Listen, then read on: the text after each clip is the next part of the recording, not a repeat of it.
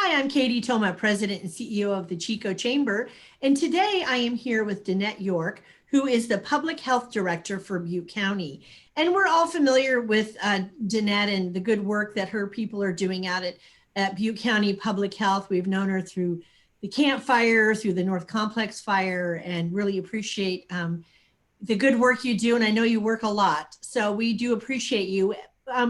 So the reason why I invited Dannette today to speak is that they released a press release that states that it looks like if things don't improve, that we're going to be moving to the red tier next Tuesday. And that has some really serious implications for Butte County, for not only the number of cases and the sick people, but also what that means for businesses. So Dannette, thanks for coming today, and was hoping if you could share in a little bit of detail of what that means. Sure, thanks for the invitation, and I'm happy to share hopefully some good information that will help people understand where we're at right now, where we're most likely going to be next week, and probably most importantly, what can be done to prevent even further restrictions being implemented. So as Katy mentioned, we did put out a press release last week stating that our Butte County case rates and positivity rates are increasing. This trend is continuing today, and we will most likely end up in tier 2, which is also known as the red tier, that indicates substantial transmission. That will most likely occur next Tuesday. So moving to the red tier will place more restrictions on our businesses and even some activities that people are allowed to do within the county. Many businesses will be required to reduce their indoor capacity, and there's even some businesses that are required to close all indoor activities and only be able to operate again outdoors with some mitigation efforts. The state will determine if we move from the tier 3, which is orange, to tier 2 or red this coming Tuesday, November the 17th. If we do get placed in the red tier after that announcement, businesses will have 3 days to implement the more restrictive modifications. So there is a way to really fully understand what requirements are in place based on the separate tiers. And I would like to share that with you by sharing my screen and walking people through how to find that. It's a color-coded table, and it's really easy for businesses to find their sector and determine what's allowed and what's not allowable. So if that's okay with you, Katy, I'll go ahead and do that now. Yes, please. Okay, I'm going to share my screen.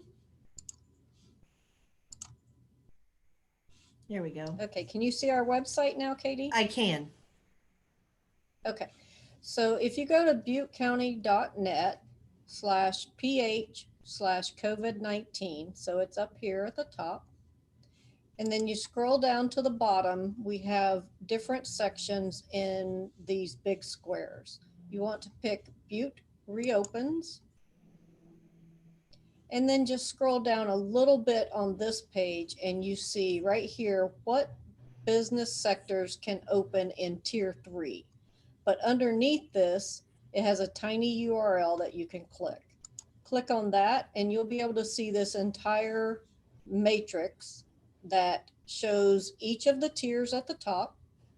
They're color coded and has the name of how bad the transmission is. So for example, we're in tier 3, which is orange or shows moderate transmission right now. Possibly, most likely, we will move to the substantial transmission tier 2 or red on this coming Tuesday. So this is about 3 to 4 pages long. You can see that. Actually, it looks like it's 5 pages long. So you can go through, you can print it if that helps, but you can go and find it and link it to wherever it's easiest for you to find things so that you can go back and check it periodically. But what I'll show you right now is just for a couple things that show you what the changes will be when we go to red. Currently, restaurants are open for indoor operations with modifications for a max of 50% capacity or 200 people, whichever is fewer. Unfortunately, if we move to red, and again, we most likely will, they will have to reduce that max capacity to 25% or 100 people, whichever is fewer. Even more restrictions go with wineries and bars and breweries. Wineries will have to go outdoor only with modifications. And the bars and breweries, if they don't have meals that they can serve, they have to close completely again. So this is the type of thing that we, all of us within the county, are trying to prevent. If everyone participates in the modifications that need to be done or called non-pharmaceutical interventions, then we can most likely not prevent going to red because it's too late for that. But we can, if everyone steps up and does their part, we can try to prevent having to go even farther back to the most restrictive or widespread tier, which is also purple. So how I'm long, going to stop sharing now. so if we hit red Tuesday, we implement on Friday or Friday night, I guess, then how long do we have to remain in, for our numbers to go down to not going into purple? Or how many weeks is it that we have to remain at red? So it depends on if you're going forward or backwards. So going forward means getting less restrictive in my terminology. Yeah. And going backwards is getting more restrictive. So when we go backwards, we have to meet that requirement to go backwards or revert to red in this case for 2 weeks before we move. So this past week, this past Tuesday, we met the case rate and testing positivity rate to be put in the red tier. Okay. So if we meet it again this coming week, that'll be our second week. And that's when we will be placed in the red tier. Same thing would happen moving from red to purple. It would be 2 weeks if our cases continue to go up and we meet the purple requirement. Okay. And going forward, yeah. Going forward, meaning getting better and less restrictive, we have to stay in our current tier for 3 weeks. Okay, that's so right. We have to show a decrease in our case rate and testing positivity rate for 3 weeks before we can get less restrictive. Okay. So that really brings us right up to Christmas. So that's, yeah. So that Yeah. Good. That does. Yeah. Maybe we could shoot for the best Christmas gift is to move back to the orange tier. That would be great. Yeah. Good idea. We'll find a logo with Santa and a mask. So the other question I have for you, and we've talked about this before, is how transmission is happening. I know that people are just tired of not getting together, and they're saying, you know what, I feel fine. I'm going to have a few friends over because we're all fine. We're healthy. Right. Right. Yeah. So unfortunately that is happening. And I get it. I mean, I'm tired. I'm sure you're tired. We're all tired, right? We want life to go back to normal. Unfortunately, it appears, just based on case rates across the nation, and we're really starting to see it more in California now, and it has creeped back up to Northern California, to where we're, I don't want to use the surge word, but we are definitely seeing a second wave of increasing cases. And so we have to take these intervention measures. Everyone has their own responsibility to take part in them, to protect not only just ourselves, who, a lot of us are, middle-aged adults that feel very healthy and comfortable. And we've seen an increase in younger people in the number of cases with schools reopening, et cetera. But the bad thing about young people getting it, or even healthy people getting it, is even though cases can be mild, hopefully they're mild, or even no symptoms at all, asymptomatic, we can still share that with our susceptible family members or community members. You know, if someone attends a gathering and there's an asymptomatic person there and they go shopping for food the next day, they could very well be spreading that to many susceptible people in the community without knowing it. No one's doing it intentionally, but it can happen and does happen. What we've seen here lately is with some of the increase in cases is mostly small to medium sized gatherings. And these can be private gatherings such as funeral services, not funeral services, but like the wake afterwards where people are participating together in their family homes. It's been weddings. It's like I said, younger school-aged kids are getting it, and even some more college-age people after Halloween celebrations and things like that. There is definitely community spread out there. Well, that's what appears, and also the press release stated that it was the small gatherings, weddings, funerals, and Halloween. It looked like, though there were just a few in the schools, and that that there wasn't an outbreak, but you Right. were starting to see a few cases here and there. That's right. So what is your message again today for the 100th millionth time?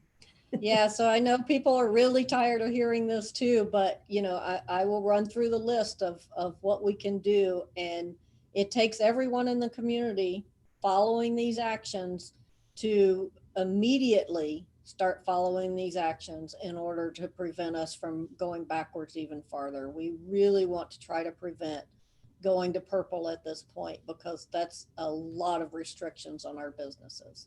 So wear a mask, face covering, make sure it covers your nose and your mouth at all times.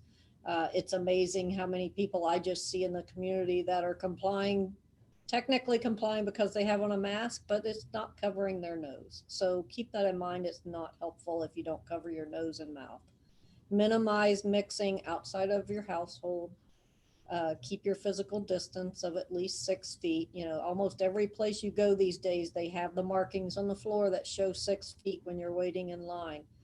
Abide by that and stay at the marking instead of trying to get closer to the individual in front of you.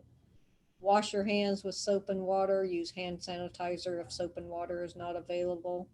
Stay home if you're sick. If you have the slightest symptoms and you're supposed to be gathering with your family or friends, don't hesitate to stay home.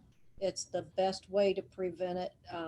Even if you think it's just a head cold, you don't want to spread that to your family either. Stay home. Get tested if you have symptoms or you've been exposed. Get tested, verify that it is COVID, and then abide by the isolation or quarantine requirements. And then finally, just because it's that time of year, get your flu shot. Flu symptoms and COVID symptoms are similar in a lot of ways, and getting one makes you more susceptible to getting the other one. So go ahead and get that flu shot too. Well, Dannette, I appreciate you taking the time today, and really, we just really want to stress that the consequences of our personal actions really do affect our entire community, not just ourselves. And Yeah, absolutely. I mean, I understand there's definitely a sector of the population and everyone's entitled to their own beliefs. And there's some that don't believe COVID is real or that we're going to the extreme. I get it. I completely understand that and respect people's wishes. But in order to be safe rather than sorry, do these things and protect everyone. It's not going to hurt too much. and as I shared with you earlier, we've talked, around the chamber office that this is just a season. This isn't the rest of our lives.